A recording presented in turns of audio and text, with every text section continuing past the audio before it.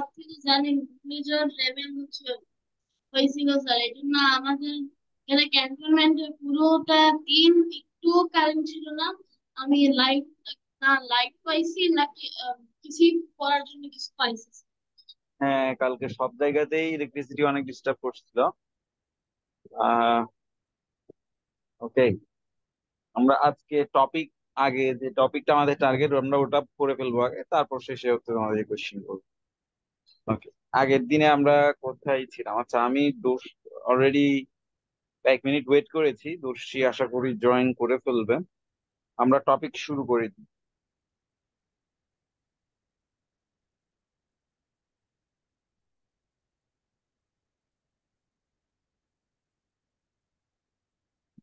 ওকে, আগের দিনে আমরা ছিলাম আহ এই এইটুকুতে পড়ছিলাম। আচ্ছা, আমার স্ক্রিন শেয়ার কি দেখা যাচ্ছে? Yes sir.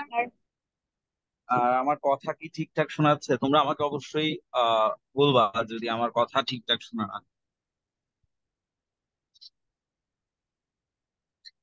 ওকে, আগের দিন আমরা ছিলাম হচ্ছে ফ্রিকশনাল ফোর্স। ফ্রিকশনাল ফোর্স কি আমরা ইজিলি আগের দিন একটু করে ব্যাখ্যাও করেছিলাম, ডিসক্রাইব করেছিলাম যে দুইটা দুইটা সারফেসের মধ্যে যে ফ্রিকশন কাজ করে, এই ফ্রিকশনের কারণে যে ফোর্সটা কাজ করে সেটাকে আমরা বলতেছি ফ্রিকশনাল ফোর্স। এখন দুইটা সারফেস, আমরা তো অনেক সময় দেখি যে সবকিছু খুবই স্মুথ, মানে একটা টেবিল ধরো একদম স্মুথ, একটা সবকিছু আমাদের চোখের দৃষ্টিতে আসলে স্মুথ লাগে। হ্যাঁ, আমরা আই দিয়ে হয়তো অত ক্লিয়ারলি বুঝতে পারি না এই যে এখানে ফ্রিকশন হবে কেমনে, একটা জিনিস অনেক স্মুথ। ইভেন কি আহ আমি যেটা কমন এক্সাম্পল হিসেবে ইউজ করি সেটা হচ্ছে টেবিল। একটা টেবিল দেখলে মনে হয় যে সেটা খুবই স্মুথ একটা জিনিস, বাট স্টিল সেটার উপর দিয়ে আমি যখন কোনো কিছু পাস করি এক সাইড থেকে আরেক সাইড, একটু পরে গিয়ে দেখা যায় সেটা আটকে যাচ্ছে। তার মানে এখানে ফ্রিকশনটা হচ্ছে কোথা থেকে? এত স্মুথ হলেও একটা জিনিস যখন এত স্মুথ থাকে, সো এত স্মুথ হলেও আলটিমেটলি ব্যাপারটা কিন্তু এত স্মুথ না। আমরা যখন সেটাকে আরো অনেক ক্লোজলি অবজার্ভ করব, আমাদের হয়তো আমরা আমাদের আই দিয়ে হয়তো অতটা ক্লোজলি সেটা দেখতে পারি না, বাট যখন আমরা সেটা মাইক্রোস্কোপ বা কোনো কিছু ম্যাগনিফাই করে দেখবো, সেটা দেখা যাবে যে ওই স্মুথ সারফেসটাও এরকম ছোট ছোট ছোট ছোট তোমার কিছু মানে আপস এন্ড ডাউনস থাকে, ওটা একদম স্মুথ হয় না কখন। তো এই যে কাজ থাকে, এইটার জন্যই হচ্ছে মেইনলি দুইটা সারফেসের মধ্যে ফ্রিকশনটা হয়। এখন দুইটা সারফেস, যেটাকে আমি স্মুথ দেখছি সেটার মধ্যেও এরকম আছে, আবার সেটার উপর দিয়ে অন্য যে সারফেসটা যায় সেটার মধ্যে হচ্ছে এরকম এরকম থাকে। তো দুইটা এইরকম দাঁতের মতন যে সারফেস গুলো যখন একটার মধ্যে একটা ঢুকে যায় দাঁতগুলো, তখন তারা একটার উপর দিয়ে একটা যাওয়ার সময় একটা ফ্রিকশন কাজ করে, একটা ঘষা লাগে। তো সেইটা একটা ফোর্স দেয়, দুইটা জিনিসের মধ্যে ঘষা লাগতেছে, সেটা একটা ফোর্স দিচ্ছে। এবং এই ফোর্সটাকেই আমরা বলতেছি ফ্রিকশনাল ফোর্স। দেখো, আমরা যদি তোমাদের বইয়ের কি বলছে সেটা দেখি। If you place a piece of wood on a very smooth table and push it from left to right, then a counter force will work from right to left. সেটা যেদিকে আমি ফোর্সটা দিচ্ছি, এটা যদি টেবিল হয়, আমি টেবিলের উপর ধরো একটা বাটি, একটা ডিশ, আমি এই সাইড থেকে এই সাইডে একটা জাস্ট পুশ করে আহ নিয়ে যেতে যাচ্ছি, হালকা করে একটা ধাক্কা দিলাম সেটাকে। হ্যাঁ, তো সেটা কিছু দূর গিয়ে দেখা গেল এখানে এসে থেমে গেছে। কেন থেমে গেছে?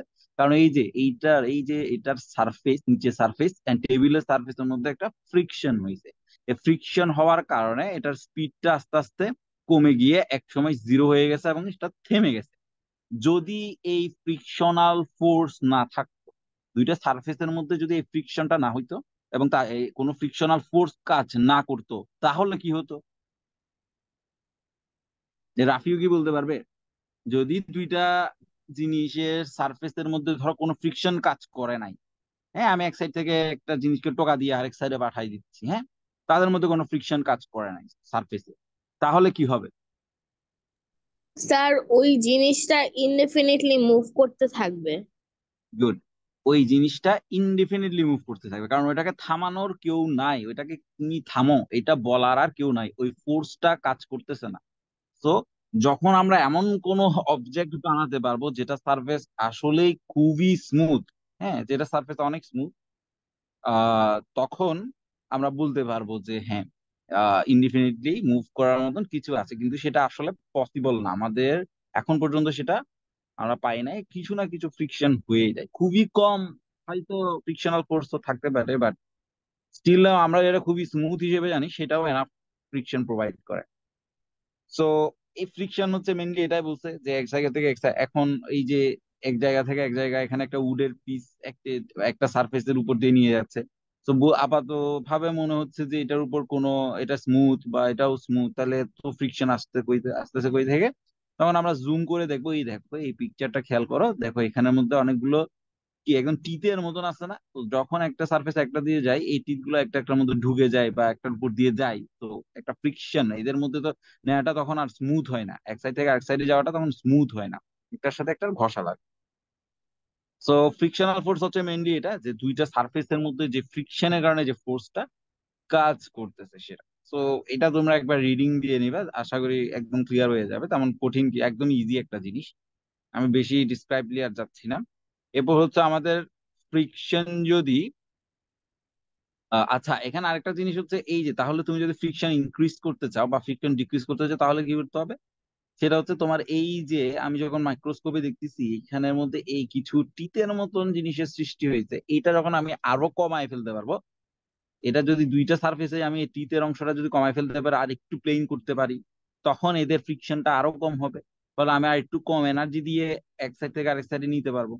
আর যদি আমার মনে হয় যে না, আমি আরো বেশি ফ্রিকশন চাচ্ছি, আমি টোকা দিব বাট বেশি দূর যাবে না, তখন আমি কি করব, তখন আমি এই যে এই টিতের মতন যে অংশগুলো এগুলো আমি আরো বড় বড় করে দিব। তখন হবে কি, এদের ফ্রিকশনটা আরো বেড়ে যাবে। ফ্রিকশন বেড়ে গেলে কি এরা এই এই ফোর্স দিয়ে আমি বেশি দূর সেটাকে নিতে পারবো না। তো এখন আমার কখন বেশি ফ্রিকশন দরকার, কখন কম ফ্রিকশন দরকার, হ্যাঁ কোনটা কখন আমার প্রয়োজন, সেটা হচ্ছে আমি কখন আমার কাজের উপর ডিপেন্ড করবে। এমন কিছু কাজ আমার থাকতে পারে, এমন কিছু টাস্ক থাকতে পারে যেটাতে আমার ফ্রিকশন বাড়াতে হচ্ছে বা ফ্রিকশন বেশি হলে আমার সুবিধা হচ্ছে। যেমন কি হতে পারে, যেমন তুমি এই যে আমরা রাস্তায় গাড়ি চালাই, রাস্তায় গাড়ি চালানোর ক্ষেত্রে কিন্তু ফ্রিকশন আমাদের জন্য খুবই ইম্পর্ট্যান্ট একটা ফ্যাক্টর। রাস্তার যে সারফেস, আমরা রাস্তার উপর যে গাড়ি চালাই, রোডের যে সারফেস, সেটার সাথে আমাদের গাড়ির যে টায়ারের যে সারফেসের মধ্যে যে ফ্রিকশনটা, সেই ফ্রিকশনটা আমাদের জন্য খুবই ইম্পর্টেন্ট। এটা একটা কারণ, সেটা হচ্ছে তোমার গাড়ির ব্রেকিং এর জন্য সেটা খুবই ইম্পর্টেন্ট, কারণ ফ্রিকশন যদি কম হয় তাহলে ব্রেকিং এ অনেক বেশি প্রবলেম হয়। দেখা যাবে তুমি ব্রেক করছো, কিন্তু এই যে রোডের সাথে তোমার চাকার ফ্রিকশন কম থাকার কারণে ব্রেক করার পরও গাড়ি স্লাইড করে আরো সামনে চলে গেছে, যেটা অ্যাক্সিডেন্ট করবে, খুবই স্বাভাবিক। তো আমার ওখানে ফ্রিকশনটা বেশি প্রয়োজন। সো এমন অনেক জায়গাও আছে যে আমার ফ্রিকশনটা কম প্রয়োজন, সেটা কোথায় হতে পারে, সে একই এক্সাম্পল আমি দিই, যে গাড়ির ইঞ্জিনে হচ্ছে তোমার ইঞ্জিনটা মেনলি কাজ করে, ওখানের মধ্যে দুইটা পিস্টন বলে, একটা আপস এন্ড ডাউনস কন্টিনিউয়াসলি হতে থাকে। তো এই ধরনের ইঞ্জিনের মধ্যে যে আপস এন্ড ডাউনস আছে, ওখানের মধ্যে হচ্ছে যদি তোমার ফ্রিকশন বেশি হয়, ওই জায়গাটা অনেক বেশি গরম হয়ে যায়, ফলে ইঞ্জিনটা অনেক বেশি গরম হয়ে যাবে। এবং ইঞ্জিন যদি বেশি গরম হয় সেটা আমাদের জন্য খুব একটা লাভজনক না, এটা আমাদের জন্য ক্ষতিকর, গাড়ি বেশি যেতে পারবে না, গাড়ি বেশি ফুয়েল ইউজ করবে। ওই জায়গায় ফ্রিকশন কমানোর জন্য আমাদেরকে বিভিন্ন কিছু ইউজ করতে হয়। তো এখন আমাদের reduction of the friction, friction কমানোর জন্য আমরা কি কি করতে পারি সেটা হচ্ছে এখানে লেখা আছে। তো এটা তোমাদের একটা পড়া থাকলো, নেক্সট ক্লাস আমি পড়াটা ধরবো যে ফ্রিকশন কমানোর জন্য আমি কি কি স্টেপ নিতে পারি। আচ্ছা, তাহলে রিডিউসিং ফ্রিকশন নিয়ে এখানে কি বলছে দেখো, যাতে পিস্টন, এখানে হচ্ছে গাড়ির ইঞ্জিনে পিস্টনের কথা বলছে, যে piston moves ups and downs in the cylinder of the engine of a car, thus causes the rotation of its wheels. এই পিস্টন আপ ডাউন করে বলেই হুইলসটা রোটেট করে গাড়ি সামনের দিকে এগিয়ে যায়। তো এখন এই যে পিস্টন আপস এন্ড ডাউনস এ যদি বেশি ফ্রিকশন হয় তাহলে সেটাতে হিটও জেনারেট বেশি হবে, তো আমাদের গাড়িটা তাড়াতাড়ি হিটেড হবে। ওকে, তো এই ব্যাপারটা আমি আর ডিসকাস করতেছি না, এটা একদম ইজি। আর এছাড়া তুমি জাস্ট অনেক জায়গা আছে যেখানে ফ্রিকশন কমাতে হয়, সেটা এখান থেকে দেখবা, যে friction is less on the smooth surface, so attempts কিভাবে আমি ফ্রিকশনটা রিডিউস করবো সেটা, যে attempts are made to smooth the surface, একটা আমি বলেছিলাম। আর এটা হচ্ছে আরো করতে পারি কি, oil and Mobil and grease এগুলো ইউজ করলেও ফ্রিকশনটা কমে যায়। So আর what এটা does কি it হতে mean পারে, by the wheels touch a small place? কোথায় হুইলস, Sir, number 3 তে যেটা লেখা হয়েছে যে wheels because of wheels touch a small place. I mean that friction ফ্রিকশন can will be be reduced by, reduced. Yeah. ও আচ্ছা, wheels wheels touch a small place. এই লাইনটা তো ক্লিয়ারলি বোঝা যাচ্ছে না, এটা কি লিখলো? উম,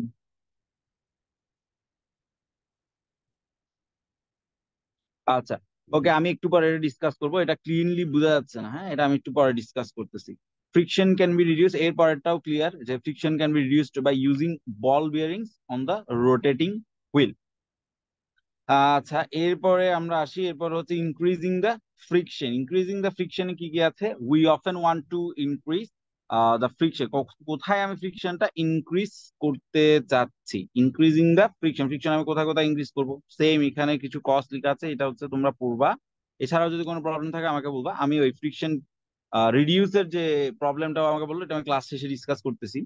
আচ্ছা, to make the two surface under the friction more unsmooth, এটা হচ্ছে ফ্রিকশন আমি কিভাবে বাড়াবো? এই যে একটু আগে যেটা বললাম, যে দুইটা সারফেসের মধ্যে যখন আমি ম্যাগনিফাইং গ্লাস দিয়ে দেখবো, তখন দেখা যাবে যে তাদের মধ্যে অনেক বেশি এই এরকম তোমার টিথের মধ্যে থাকে। ওইটা আমি ইনক্রিজ যদি করি, তাহলে সেক্ষেত্রে আমার অটোমেটিক্যালি ফ্রিকশনটা বেড়ে যাবে। এরপর হচ্ছে to press the hard the two surfaces that are under friction. দুইটা সারফেস যদি আমি প্রেসার বেশি দেই, দুইটা সারফেস যখন একটা একটার উপর দিয়ে যাচ্ছে, হ্যাঁ, তো এদের উপর নিচ থেকে প্রেসার যদি বেশি হয়, যেমন ধরো ফ্রিকশন কখন বেশি হবে? একটা রাস্তা, এর উপর একটা লোডেড ট্রাক, মানে অনেক তোমার ইকুইপমেন্টস নিয়ে একটা ট্রাক যাচ্ছে, অনেক লোডেড, অনেক ওয়েট। তার মানে কি, এদের মধ্যে একটা উপর থেকে নিচের দিকে একটা ফোর্স বেশি কাজ করতেছে, এর মধ্যে ফ্রিকশন হবে বেশি। আরেকটা যাচ্ছে এমটি ট্রাক, যেটার মধ্যে কোনো কিছু নাই, তখন এটার উপর থেকে নিচের দিকে যে ফ্রিকশন, সেটা হবে কম, কারণ এদের রোডের সাথে এই যে টায়ারের যে ফ্রিকশনটা হচ্ছে তুলনামূলক কম, কারণ এদের সারফেসের মধ্যে যে ফ্রিকশন, সেটা ডিপেন্ড করে এর উপর কত লোড আছে সেটার উপর। তো এখানে যেটা বলছে, to press hard two surfaces, দুইটা সারফেসের মধ্যে যদি আমি ফ্রিকশনটা বাড়াতে চাই, তখন হচ্ছে উপরে ওয়েটটা বাড়ালেও সেক্ষেত্রে ফ্রিকশনটা বাড়বে। To make groups on the middle of the surface under friction, গ্রুভ দিয়ে দিতে পারি আমি, যেটা এখানে বলতেছি, এখানে হচ্ছে মেইনলি গ্রুভের কথাই বলা হচ্ছে। It is done on the sole of the shoes. Groove বলতে একটা প্লেন সারফেসে আমি বড় বড়, এখানে তো আমরা ম্যাগনিফাইং গ্লাস অনেকগুলো ছোট ছোট যেটা দেখলাম সেটা, কিন্তু এছাড়াও তুমি টায়ারের মধ্যে একটা কমন জিনিস খেয়াল করলে দেখবা যে এরকম দাগ কাটা থাকে, একটা গ্রুভ, বড় বড় গ্রুভ ক্রিয়েট করা থাকে। এগুলো কেন করে? এগুলো করে হচ্ছে তোমার যাতে গ্রিপটা ভালো পায়। এই যে এই বড় বড় গ্রুভ, যত বড় গ্রুভ হবে তত বেশি ফ্রিকশন এই কাজ করবে। বিশেষ করে আমরা সেটা গাড়ির টায়ারে করতে দেখি আর কি। কারণ সেটা রোড সাইডের যে রোডের যে সার্ফেস আছে সেটাকে মানে ধরে রাখতে সহায়তা করে। ওকে, আমরা এরপরে যাই। এরপর হচ্ছে to make arrangements for keeping stable of the two surface under friction, because the friction is more when two surface under friction are stable. একটা একটা থেকে নড়ে গেলে সেক্ষেত্রে সারফেসের ফ্রিকশনটাও হচ্ছে ঠিকঠাক কাজ করতে পারে না। তো স্টেবল রাখতে হবে দুইটা জিনিসকে। স্টেবল রেখে যখন তুমি একটার উপর দিয়ে একটাকে নিবা, তখন সেটার উপর ফ্রিকশনটা আরো বেটার কাজ করে। তা যদি এটা আনস্টেবল হয়, যেটা মানে কিরকম হতে আনস্টেবল পারে, হলে, একটা এক্সাম্পল দিতে পারবেন? আনস্টেবল হলে হচ্ছে তোমার ফ্রিকশনটা খুব বেশি কাজ করতে পারে না। যেমন ধরো আমি তা যদি বলি, কিরকম? হ্যাঁ, ওকে, ধরো এটা একটা সারফেস, আর হচ্ছে এটা একটা সারফেস যদি দিই, উম এটার উপর আরেকটা সারফেস আমি দিই। সারফেস বলতে আমি যে কোনো কিছু সারফেস বুঝাচ্ছি। তোমার টায়ার, টায়ার তো রাউন্ড, তুমি বলতে পারো স্যার আপনি স্কোয়ার রাখতেছেন কেন? স্কোয়ার না, তুমি যখন টায়ারকে জুম করে দেখবে, ওইটারও কিন্তু একটা সারফেস আছে, চারপাশ জুড়ে একটা সারফেস না? তো ওইটাকে আমি যদি প্লেন করি, সেক্ষেত্রে এটা এরকম। আর সারফেসটা আমি বুঝাচ্ছি একটা ছোট্ট অংশ নিয়ে সারফেস বলছি। তো যখন তুমি ধরো এইটা হচ্ছে একটা সারফেস, এটা হচ্ছে একটা সারফেস। এবার আমার রোড আছে হচ্ছে এইটুক, হ্যাঁ, এখন একটা গাড়ির টায়ার হচ্ছে রোডের বাইরে চলে গেল, হ্যাঁ। তো এটা যদি টায়ার হয় আর এটা যদি রোড হয়, আমার কিন্তু ফ্রিকশনের জন্য আমি জায়গা বানাইছি হচ্ছে এটা, এখানে গাড়ি যখন চলবে তখন এটার মধ্যে ফ্রিকশন হবে বেশি। অর্থাৎ এই সারফেসের সাথে এই সারফেসটা যখন ফুলি কন্ট্যাক্টে থাকবে, তখন এদের মধ্যে ফ্রিকশনটা সবচেয়ে প্রপারলি হবে। কিন্তু দেখা গেল গাড়ি চালাতে গিয়ে হচ্ছে সে অর্ধেক চলে গেল রাস্তার বাইরে, তখন বাকি অর্ধেকের ফ্রিকশনটা কিন্তু মিসিং হচ্ছে। অর্থাৎ এখানে যে ফ্রিকশনাল ফোর্সটা কাজ করার কথা, সেটা তুলনামূলক কম কাজ করছে। তো সেটা যদি আমি বাড়াতে চাই, আমাকে গাড়ি প্রপারলি যেখানে আমার রাস্তা, যেখানে আমি ফ্রিকশনের জন্য বানাইছি, সেই স্টেবল জায়গাতে আমাকে নিয়ে আসতে হবে। ব্যাপারটা কি বুঝতে পারছো? মানে স্টেবল রাখা মানে হচ্ছে আমি যে সারফেসের থেকে, যে দুইটা সারফেসের মধ্যে আমার ফ্রিকশনটা চাচ্ছি, সেই দুইটাকে একই একটা প্লেসে বা একই কন্ডিশনে রাখা। ব্যাপারটা হচ্ছে সেটা। এখানে যেমন আমি একটা এক্সাম্পল যেটা তোমাকে দিলাম, সেটা হচ্ছে আমি গাড়ির টায়ার যেটা, সেটা আমি রাস্তার জন্যই বানাইছি, কিন্তু যদি আমি গাড়ির টায়ারের একটা পার্ট রাস্তার বাইরে নিয়ে যাই, তখন সেই বাকি অংশটা মিসিং, আমি প্রপার ফ্রিকশনটা পাবো না সেক্ষেত্রে। এটাই হচ্ছে কথা আর কি, টু মেক যদি অ্যারেঞ্জমেন্ট প্রপার ফর। ফিচার না পাই তাহলে কি আমরা মানে আর কি তাড়াতাড়ি চলবে গাড়ি, যেহেতু স্মুথ মানে এটা সারফেস? ডিপেন্ড করছে এই এই সাইডে কি আছে। হ্যাঁ, এই সাইডে ধরো যদি স্মুথ হ্যাঁ, থাকে, তখন সেটা, হ্যাঁ, আরো আরো স্মুথলি তাড়াতাড়ি যাবে। চলবে। আর সেটা আমার জন্য সেফ আদারওয়াইজ নাও হতে পারে। ফ্রিকশন রিডিউস হ্যাঁ, হবে। সেটা আমার জন্য সেফ নাও হতে পারে, কারণ আমি এনাফ ফ্রিকশন পাচ্ছি না, তাই না? সেটা আমার জন্য সেফ হবে না তখন। আবার গাড়ির ক্ষেত্রে হচ্ছে ফ্রিকশনটা অনেক বেশি ইম্পর্টেন্ট, কেন? কারণ আমাদের স্পিড কন্ট্রোলটা খুবই ইম্পর্টেন্ট গাড়ির ক্ষেত্রে। তো এটা যদি এখানে খুব স্মুথ একটা সার্ফেস দিছো, তাহলে এই দিক থেকে যখন তোমার হাফ টায়ার বাইরে চলে গেলো, তার মানে তোমার প্রপার ফ্রিকশনটা হচ্ছে না, সেক্ষেত্রে অ্যাক্সিডেন্ট হওয়ার চান্স অনেক বেশি হয়ে যায়। ওকে, সিম্পল মেশিনস। সিম্পল মেশিনস হচ্ছে একদম ইজি একটা জিনিস। তোমরা এইখানে ডেফিনিশনটা একটু খেয়াল করো যে কি বলছে। সিম্পল মেশিন, সিম্পল মেশিন কি, সেটা হচ্ছে এখানে সবচেয়ে ইজিলি লিখছে, তবু আমরা শুরু থেকে একটু দেখে নিই যে what is simple machine. Excuse একটু, okay. Do you know that the building code was officially passed in, আচ্ছা, এটা হচ্ছে বাংলাদেশের একটা বিল্ডিং কোড পাস করা হয়েছিল। কেন পাস করা হয়েছিল? বিকজ অফ, যেটা এই বিল্ডিং কোডে কি বলা হয়েছিল, বলেছে যে একটা র্যাম্প সব সময় এন্ট্রান্সে রাখতে। এটা বিল্ডিং এ যদি শুরু হয়, বিল্ডিং এ ঢোকার যেই গেট, ওটার সামনে আমরা অনেক সময় ছোট সিঁড়ি দেখি না, তো ওই সিঁড়ির জায়গায় অনেক বলছে যে পাশাপাশি তোমার হুইল চেয়ার নিয়ে যাতে কেউ বিল্ডিং এ এন্টার করতে পারে, সেই জন্য যাতে অফকোর্স একটা র্যাম্প থাকে, একটা স্মুথ একটা হেলানো।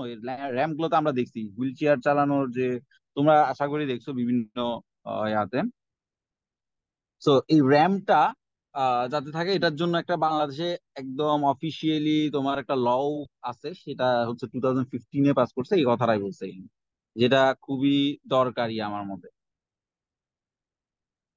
আচ্ছা, আমরা কোথায়, এই যে এই দেখো, তাহলে ramp is a simple machine. কেন এই সিম্পল, এই যে র্যাম্প এটা থাকার কারণে আমাদের কি কোনো সুবিধা হয়েছে নাকি হয় নাই? এটাই হচ্ছে মেন কথা। এই র্যাম্প থাকার কারণে আমাদের কিন্তু অনেক ইজিলি হুইল চেয়ার দিয়ে আমরা উঠতে পারি। র্যাম্প যদি না থাকতো, একটা দেখা যাইতো যদি ওই জায়গায় সিঁড়ি দিত, তাহলে এই সিঁড়ি দিয়ে তোমার হুইল চেয়ার তোলা অনেক কঠিন হইতো, মোস্টলি আমাকে ক্যারি করতে হইতো, হুইল চেয়ারে যে আছে তাকে সব হুইল চেয়ারটা ক্যারি করতে হতো। যখন আমি র্যাম্প দিছি, র্যাম্প দিয়ে আমি গাড়ি চালানোর মতো করে খুব সহজে হুইল চেয়ারটা নিয়ে যেতে পারছি, তাই না? তো যখন আমি খুব ইজিলি হুইল চেয়ারটা নিয়ে যেতে পারছি, আমি একটা বেনিফিট পাচ্ছি। তো এই যে র্যাম্প, এটা আমাকে একটা বেনিফিট দিচ্ছে, এটার জন্য আমি এটাকে ইজিলি ভাবে বলতে পারি এটা একটা সিম্পল মেশিন, যেটা সহজ but still giving me some benefit, some advantage. তো এই মেকানিক্যাল অ্যাডভান্টেজ যেহেতু সে আমাকে দিচ্ছে, এই জন্য এটা একটা সিম্পল মেশিন। এবারে দেখি কি বলছে তোমাদের এখানে। দেখো, we can say that the kind of mechanical advantage is অ্যাভেলড। So wheel chair আমাকে যদি লিফট আপ করতে হতো, সেহেতু এটাতে আমি অনেক ঝামেলায় পড়ে যাই। এটা সিম্পল কথা। By simple machines we mean such machines which are very simple to make and which can be used to increase the applied force to change the direction of the applied force. আমি সেটা হচ্ছে আমার যে ফোর্সটা apply করছে সেটা আমি বাড়াতে পারি, অথবা অ্যাপ্লাইড ফোর্সের ডিরেকশনটা চেঞ্জ করতে পারি। এই লাইনটা ইম্পর্টেন্ট, আমরা আর একটু পরে হয়তোবা এইটার সম্পর্কে আরেকটু বিস্তারিত জানবো। So the advantage of using simple machine is called mechanical advantage. You can divide the simple machines around up to around us into 6 types. কয়েকটা টাইপস আমরা ভাগ করতেছি। সিম্পল মেশিন আমাদেরকে মেইনলি মেকানিক্যাল অ্যাডভান্টেজ দেয়। সেটা কি হতে পারে? সেটা ফোর্সের ডিরেকশন চেঞ্জ করে হতে পারে, অথবা ফোর্স ইনক্রিজ করে হতে পারে। আমি যে ফোর্সটা দিব সেটা কম, কম ফোর্স দিয়ে আমি বেশি কাজ করতে পারবো, এরকম। ফার্স্টে যেটা বলছে সেটা খুব ইন্টারেস্টিং একটা জিনিস, লিভার। এটা খেয়াল করবা, এটাতে বুঝার অনেক কিছু আছে। Okay, you must have been seesaw. Seesaw আমরা কি দেখেছি? আমরা সবাই খেলাধুলা করেছি সি সতে খুব সময়। এই যে তোমাদের এখানে একটা সি সয়ের পিকচার দেয়া, এই যে সি সয়ের পিকচার দেয়া আছে, এটাতে তো সবাই খেলাধুলা করেছি আশা করি, যে দুই সাইডে দুইজন বসে মাঝখানে একটা উঁচু করা থাকে। হ্যাঁ, তো এটার উপর দুই সাইডে বসে আমরা খেলি। আগে এখন আমরা এটা একটু দেখি যে কি বলতে যাচ্ছে, লিভার দ্বারা কি বোঝাচ্ছে আসলে, সি স দিয়ে কেন লিভারের এক্সাম্পল। So দেখো, wooden planks for children in the park. It is also placed slightly raised in the middle to move. মাঝখানে একটু raised থাকে, ঠিক আছে, to move freely on the both sides. দুই সাইডে যত জানামা করা যায়, ঠিক আছে। Then two children of the equal weight on each side can ride it and move it up and down as they wish. If a child sits on one and but the adult, যদি এক সাইডে একটা বাচ্চা বসে এবং এক সাইডে একটা অ্যাডাল্ট বসে, তাহলে কি হবে? যদি দুই সাইডে বসে, ধরো এটা সি স, হ্যাঁ, এই সাইডে একটা বাচ্চা বসছে, এই সাইডে একটা অ্যাডাল্ট বসছে, তাহলে দেখা যায় এটা প্রপারলি আপস এন্ড ডাউন হচ্ছে না, কারণ তার ওয়েট বেশি। হ্যাঁ, সে একবার বসলে বাচ্চাটা আকাশে উঠে যাবে, আবার বাচ্চাটা নিচে নামতে পারবে না, কারণ তার ওয়েট বেশি। কিন্তু যখন দুইটা বাচ্চা এখানে খেলবে, তখন তাদের ওয়েট ধরো কাছাকাছি, একবার ও উঠলে একবার ও নিচে নামবে, তারপর ও আবার উপরে উঠবে, ও নিচে নামবে, ব্যাপারটা এরকম। কিন্তু যখন এক সাইডে একটা অ্যাডাল্ট বসবে, দুই সাইডে সেম ডিস্টেন্স, এটা যদি এক্স হয়, এই যে এই ডিস্টেন্সটা এক্স, এই ডিস্টেন্সটা ওয়াই আমরা সাপোজ, হ্যাঁ, তো দুইটা সেম ডিস্টেন্স, ও এক্স এক্স এর একদম লাস্ট মাথা, ও একদম ওয়াই মাথা, এখানে যদি একজন অ্যাডাল্ট বসে, সেক্ষেত্রে দেখা যাবে এই যে অ্যাডাল্টের নিচের দিকের ফোর্সটা অনেক বেশি, ওয়েট যেহেতু বেশি, সে বসলে আর আর নামতে, এই চিলড্রেনটা আর নিচে নামতে পারবে না। কিন্তু আমরা এটা চেঞ্জ করতে পারি, কি করতে পারি, আমরা যদি অ্যাডাল্টকে বলি যে আপনি যেহেতু বড়, আপনি একটু সামনের দিকে এসে বসেন, যখন এই এক্সটাকে আমি কমায়ে ফেলবো, মানে এই ডিস্টেন্সটা কমায় ফেলবো, আমি ওকে এখানে এসে বা এখানে বসতে বলবো, তখন আবার দেখা যাবে যে এই বাচ্চাটা উপর নিচ করতে পারতেছে, সেও উপর নিচ করতে পারতেছে। অর্থাৎ এখানে আমি বেশি ওয়েট দেওয়ার পরও এই কম ওয়েটের সমান একটা ব্যালেন্স আমি ক্রিয়েট করে ফেলতে পারছি। সো এইটাই হচ্ছে আমাদের মেইনলি লিভারের কাজ, যে লিভার যখন আমি এক্স এর ডিস্টেন্সটা কমায় ফেললাম, তখন সে যে ফোর্সটা দিচ্ছে নিচের দিকে, সেটা এই বাচ্চাটা ওয়াই এর ডিস্টেন্স বেশি থাকার কারণে যে ফোর্সটা দিচ্ছে সেটার ইকুয়াল হচ্ছে। এই বিষয়টা একটু খেয়াল করো। আগে আমরা এবার আবার পড়ি কি বলছে, if a child sits sir on the Y one এর এন্ড অ্যান ডিস্টেন্স অ্যাডাল্ট, যত বেশি থাকে স্যার, হ্যাঁ, ওয়াই এর স্যার হ্যাড এ ডিস্টেন্সে কোশ্চেন বাচ্চাটা যে বসছে।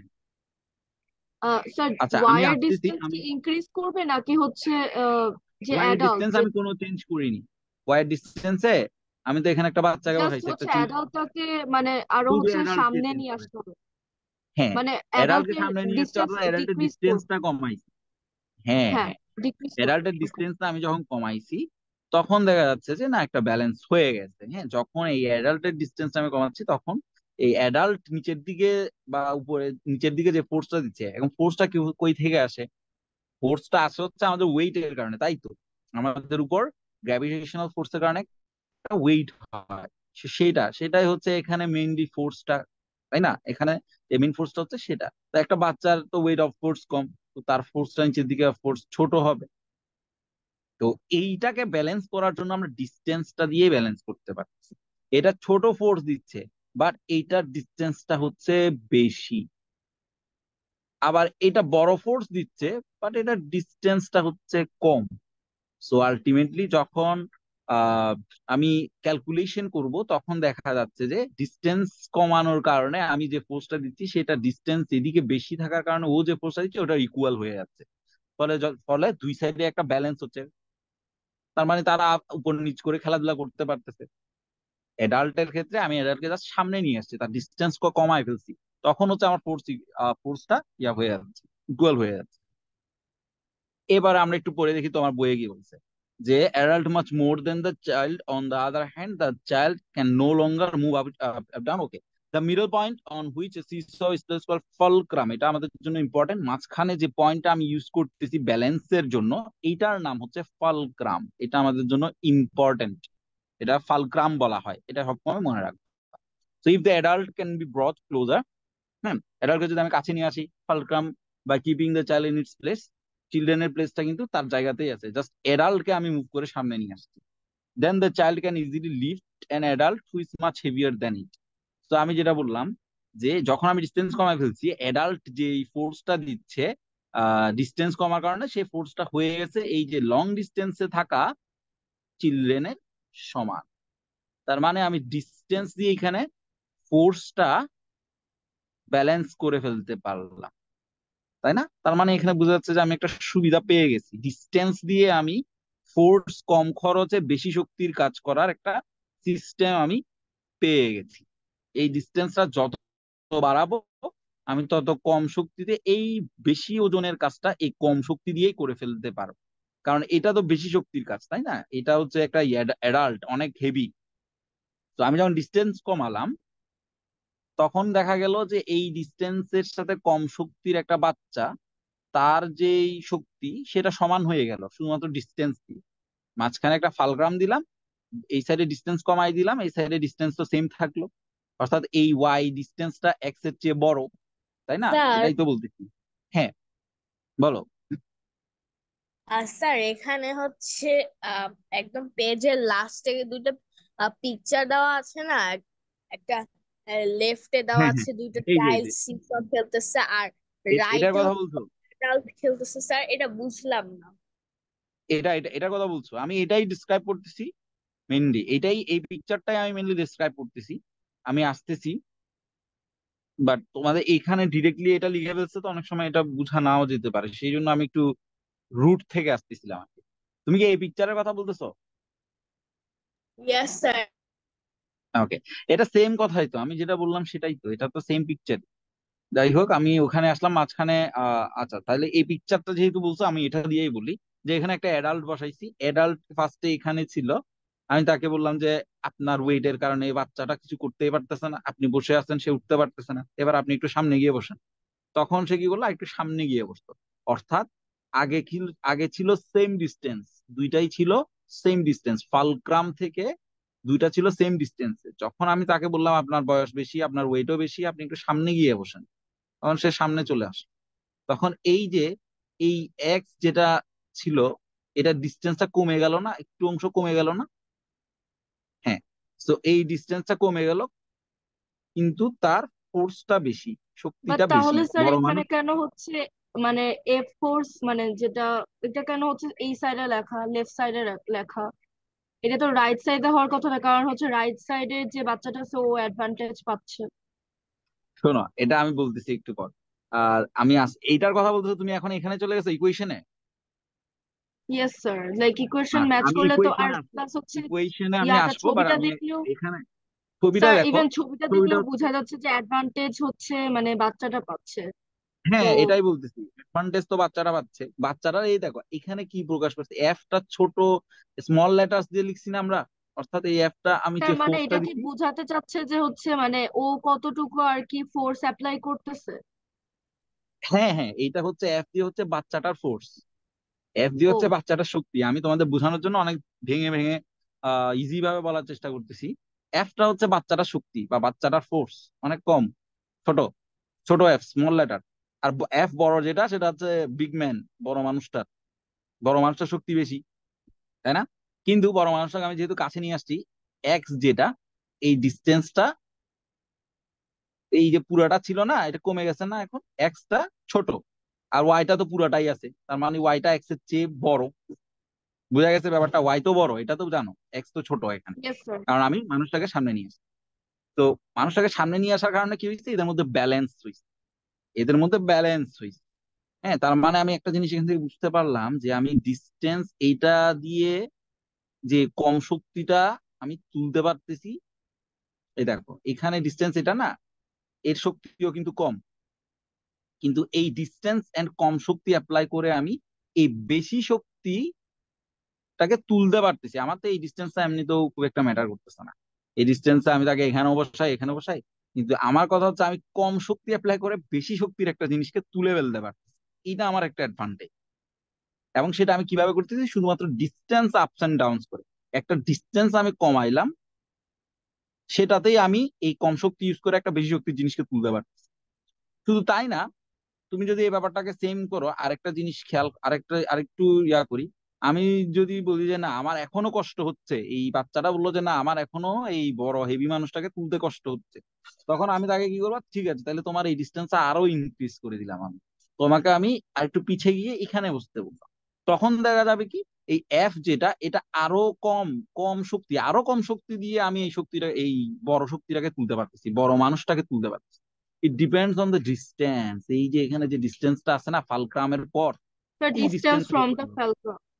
হ্যাঁ, এই যে ডিস্টেন্সটা আমি যত বাড়াচ্ছি, আমি তত কম এনার্জি ইউজ করে এই বেশি এনার্জিটাকে তুলতে পারছি। ক্লিয়ার? তো এই পুরো কথাটাই হচ্ছে এখানে বলতে, যে আমি যখন মানুষটাকে দুই সাইডে বসালাম তখন আমি যদি এগুলো একটু রিমুভ করে দিই।